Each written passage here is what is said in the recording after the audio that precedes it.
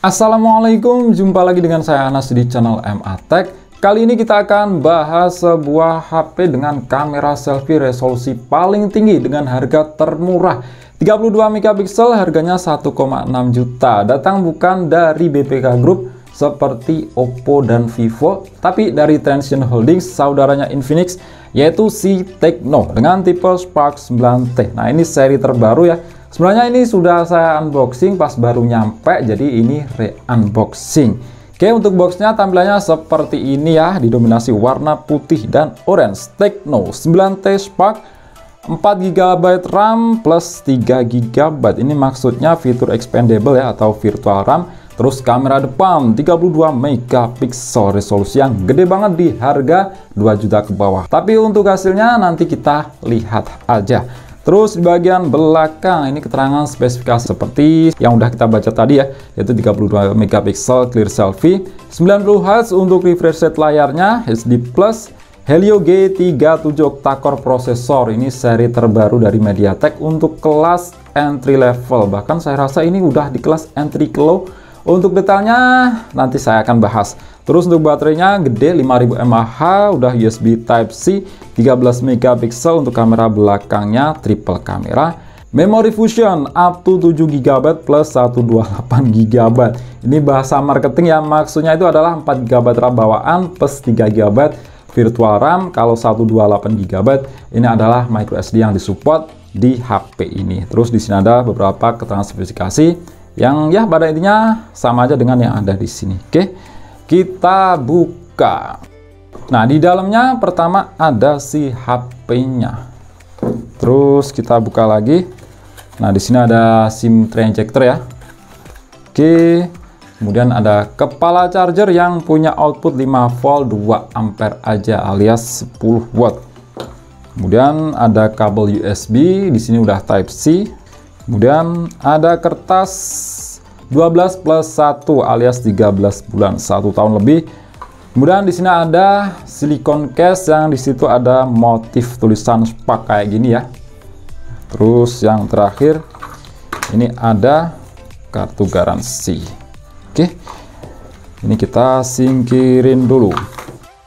Dan kita lihat di HP-nya Tecno Spark 9T. Nah, untuk desain back covernya ini sebenarnya bukan desain paling baru ya. Ini seingat saya dulu itu di zaman Samsung Galaxy Note 8 ya, kayak gini. Dan yang saya nggak suka dari finishing back cover kayak gini tuh gampang banget meninggalkan bekas sidik jari. Nah, kayak gini. Ini kita lepas aja ya stiker IMEI. Untuk bahannya jelas ini tuh dari plastik polikarbonat. Dan model kameranya itu seperti Huawei P50 series. Ini kayak kompor gas. Terus di bagian frame-nya yang modelnya flat kayak gini, meskipun di sini tuh nggak flat banget, masih ada sedikit lekukan. Nah, saya pribadi segimanapun model back covernya itu ujung-ujungnya pakaiin case ya kayak gini. Nah, ini tuh lebih aman terhadap bekas sidik jari. Oke, kita cek dari sisi per sisi. Nah, di samping kanan ini ada tombol power yang menjadi satu dengan sensor media sidik jari.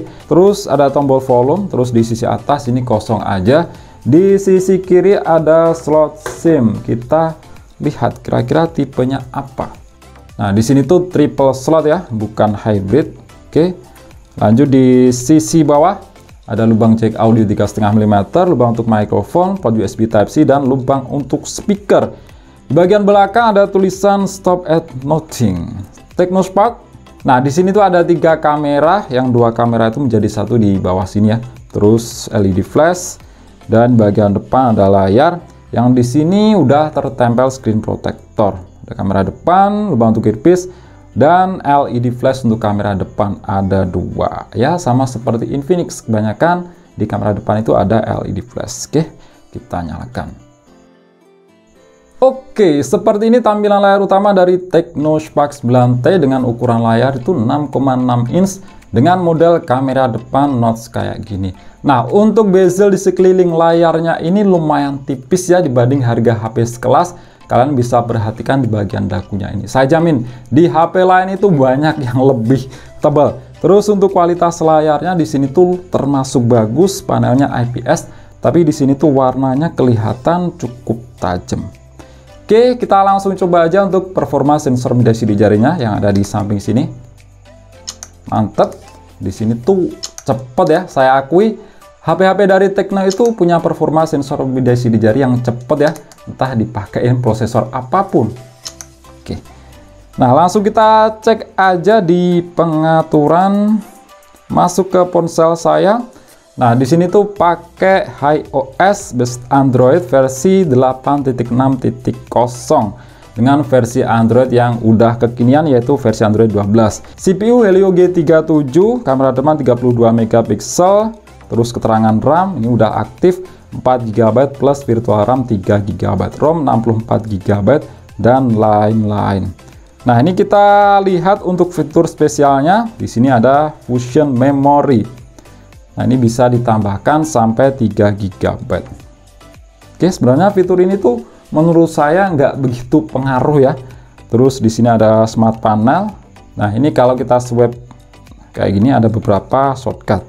Terus di sini ada pendorong sosial, mode game, bisa juga dual apps. Terus untuk di bagian layar, nah di sini sudah punya refresh rate itu 90 Hz. Ini ada di mode otomatis. Jadi memang kalau kita swipe kayak gini tuh kerasa smooth banget ya.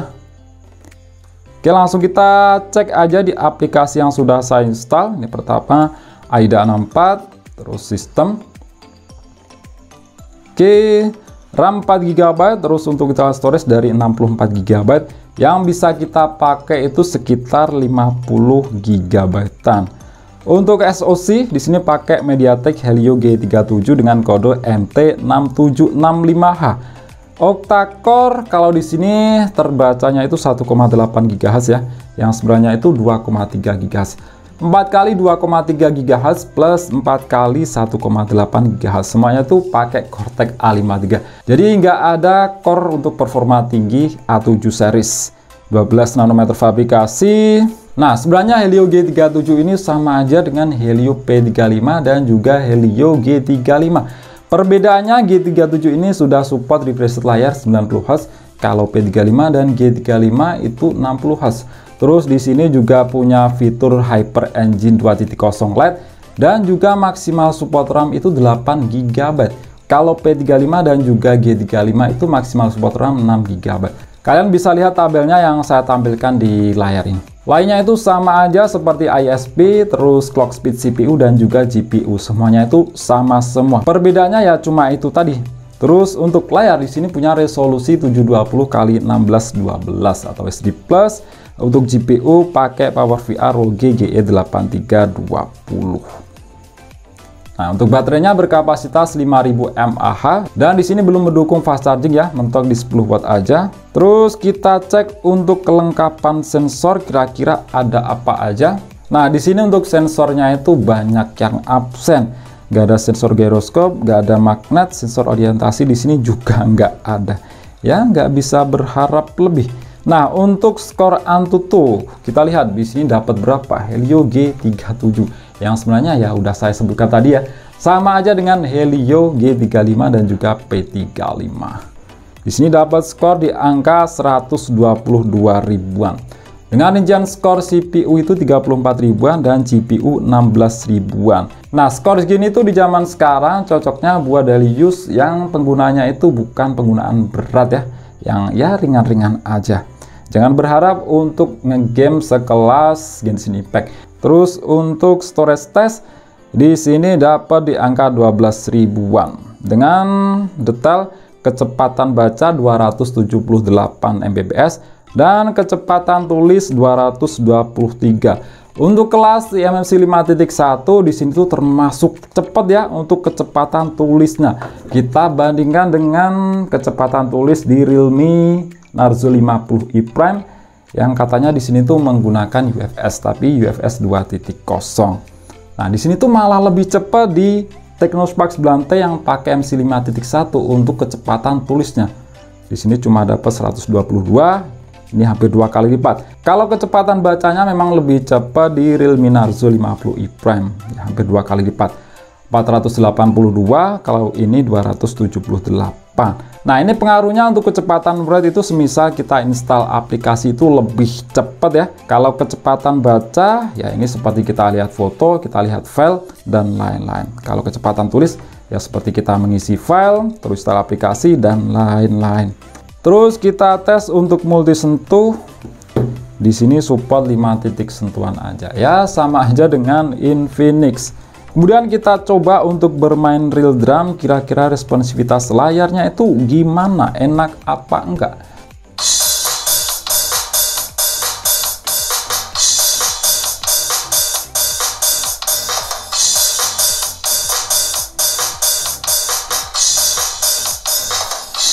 Nah, di sini responsivitas layarnya itu enak ya, nggak kerasa delaynya dibanding Realme Narzo 50 E Prime. Ini jauh banget. Memang rata-rata ya HP Realme itu kalau buat main real drum itu kerasa banget delaynya. Di sini tuh aman. Lanjut kita lihat di bagian kamera. Andalan HP ini punya kamera beresolusi tinggi di bagian depannya yaitu 32 megapiksel. Cocok banget buat ciwi-ciwi ya. Jadi keinget sama saudaranya sendiri yang sama-sama di bawah naungan Transsion Holdings, yaitu si Infinix. Dulu itu ada seri yang mengedepankan kamera depan ya, yaitu Infinix Hot S series. Kalau sekarang itu udah nggak ada kelanjutannya lagi. Dan hasilnya di zaman dulu itu keinget Infinix Hot S series itu kamera depannya bagus. Kalau untuk kamera belakang ini resolusinya 13 megapiksel, yang dua ini ya anggap aja cuma gimmick. Karena ya secara penggunaan sehari-hari yang fungsi cuma satu aja. Yang dua ini satu sebagai depth sensor, yang satunya ini nggak tahu untuk apa, Saki VGA. Untuk mode-modenya di sini ada mode lambat, video, iCam, mode cantik, potret, dan tembakan AR. Nah, di sini tuh nggak ada yang namanya mode manual ya, simple gini aja. Terus untuk kamera depan resolusinya 32 megapiksel. Dan jujur ini saya sudah coba, hasilnya itu bagus banget loh. Bahkan itu saya rasa kamera depan terbaik untuk harga 2 juta ke bawah. Jujur. Nah, untuk hasil foto dan videonya kalian langsung bisa lihat aja ya sebagai berikut.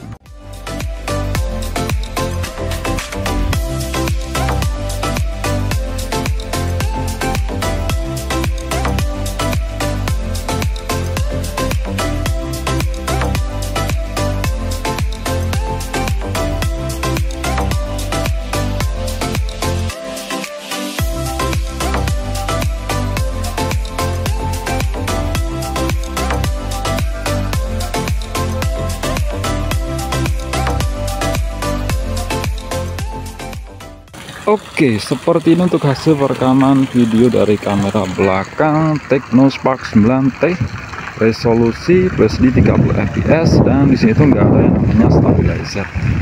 Nah, untuk hasilnya sih ya memang khas kelas entry level ya. Untuk kualitas mikrofonnya silahkan kalian nilai sendiri.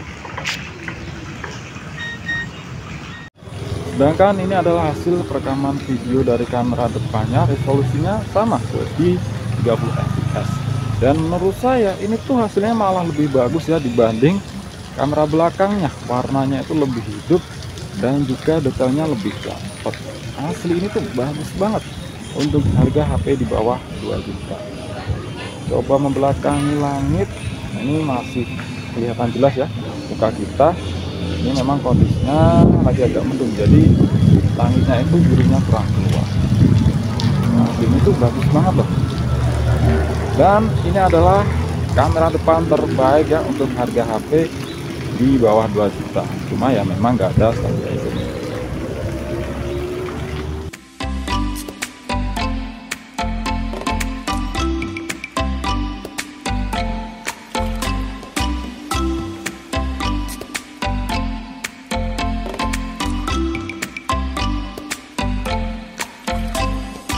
Oke, di sini kita coba untuk bermain game cukup Mobile Legends aja yang sesuai dengan spek Helio G37 yang sebenarnya itu sama aja dengan Helio G35 dan Helio P35. Ini ya maksimal Mobile Legends aja. PUBG jelas ya udah nggak enak. Di sini tuh untuk settingannya saya atur di refresh rate tinggi. Kalau grafis ya ini paling rendah aja. Karena pengalaman saya Helio G35 itu di settingan ini aja udah nggak nyaman. Kalau playable sih masih playable, cuma ya itu untuk FPS-nya itu mati kau. Kalau FPS-nya itu ya nggak bisa di atas 40. Ini meskipun di set ke di versi tinggi alias 60 fps ya, ini dapatnya cuma sekitaran 30 fps. Ini pun kerasa banget ya, itu naik turun. Kalau playable sih ya masih, cuma kalau untuk pengalaman enak apa enggak tingkat kesemutan ya ini tuh kurang. Ini dari tadi kok ini aja belum beramai ya, kalian bisa lihat sendiri masih sepi kayak gini. Jadi kerasa nyut-nyutan. Ini dikasih yuk si Franco, Papa Franco kasih pelajaran. Mantep ya apa ya basa Jawa.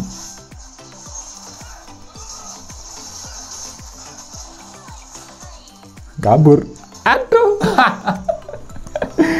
Dah gitu aja ya untuk sedikit tes game dari Tecno Spark 9T yang menggunakan MediaTek Helio G37. Ya playable sih masih, cuma kurang nyaman aja. 1,6 juta Tecno Spark 9T menurut saya ya, ini tuh cocoknya buat kalian yang cari HP di harga segitu dengan kamera terbaik. Dan untuk penggunaan keseharian yang ya ringan-ringan aja, bukan penggunaan berat. Kalau untuk yang cari performa harga 1,6 juta itu banyak yang lebih kencang ya, karena di sini tuh cuma pakai Helio G37 yang sebenarnya itu sama aja dengan Helio G35 dan P35. Tapi ya harga segitu pasti ada yang dikorbankan. Kalau ada satu hal yang dikedepankan seperti HP ini, yang dikedepankan itu adalah kamera depan beresolusi tinggi 32 megapiksel. Oke, itu aja. Klik like jika kalian suka dan share jika kalian rasa video ini bermanfaat. Kita jumpa di video selanjutnya dan wassalamualaikum warahmatullahi wabarakatuh.